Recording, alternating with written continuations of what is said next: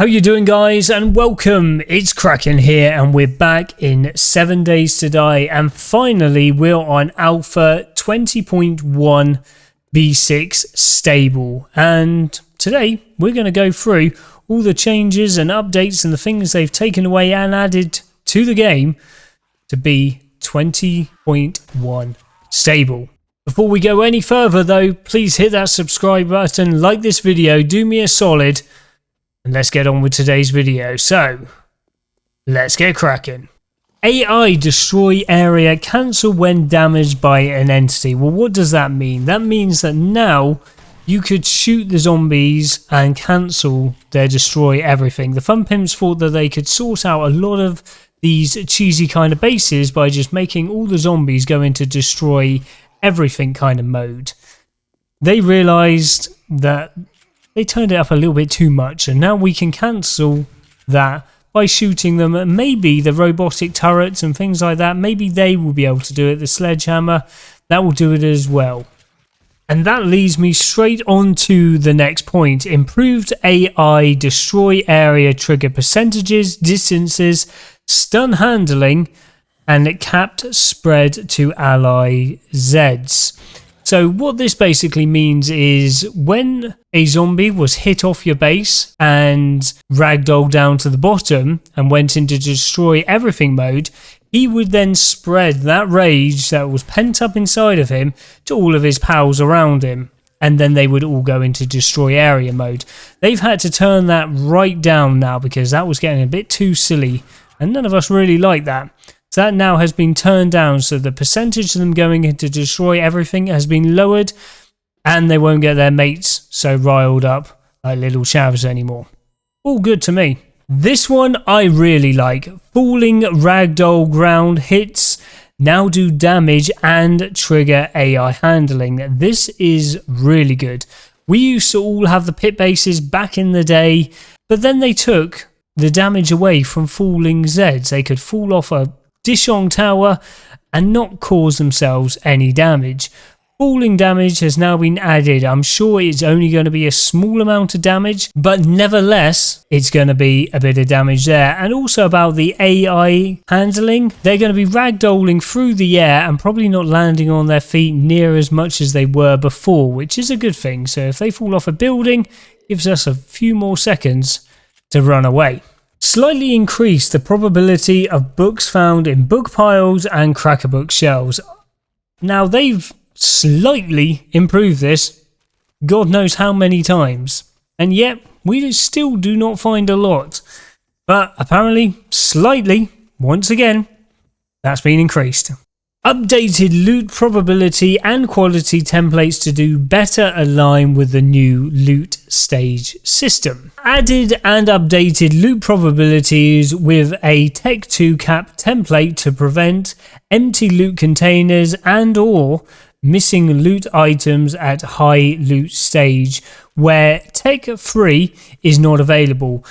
We've spoken about this once or twice before. This is basically as you're going past Tech 2, but Tech 3 isn't available yet, we were having missing items in our loot containers, which is really just a bad day for everyone. They've now sorted this out, that there should no longer be that gap in between the different techs. Rework tiered chest loot to better reflect the POI difficulty. Now this one I actually quite like because it means if you're going through a harder POI, the loot inside the chest reward is going to be better. So this one I quite like. Reduce the amount of aloe cream found in backpacks. Now we were finding a lot of this. This was getting a bit out of hand, to be honest. From what I can see, they haven't actually reduced the amount of times you're going to find the aloe cream, but the amount you're actually going to get in each stack is going to be vastly reduced because we were getting a lot of that. The amount of times I was finding stacks of 10 was getting out of hand. Even with the last update increasing the amount of chances to get acid, they've realised that still wasn't enough. They have done it again. They've increased the chance to find acid in sinks and chemical sets. Thank you very much, Fun Pimps. And that leads me straight onto this one. They did this in the last update as well. They have now added another low chance to find vehicles in passing gas crates. So giving us a little bit more acid and not needing as much acid. It's not bad. Increase the max hit points from 5 to 100 on lootable backpacks, duffel bags, sport bags and purses. This basically means you got less chance of destroying the item that you're about to loot, and that always pisses me off when that happens. Move the storage crate and writable storage crate to their own recipes. So before, in Alpha 19, you had storage box and writable storage box. Beginning of Alpha 20, they put them together. Some dumb people didn't work that out in their own little heads, so they've separated them again. This one relates to the stupid people once again. Moved the old chair out of the furniture helper and gave it its own recipe. And this leads me straight on to the next one. Added produce baskets, pallets and empty clothes shelves to the furniture helper. Really good for builders. More shapes, more things that we have in the game. We can make our buildings look better. This one is all about Josh, aka Jawoodle. They have updated colliders and XML on the arrow slits. So basically meaning the zombie force field no longer works. I'm sure he'll find a workaround for this in probably about 20 seconds flat, but worth a try, fun pimps. Origin shift could cause objects to fall through the world. Now this has been a pain in the arse for a long time, but it got really bad in Alpha 20.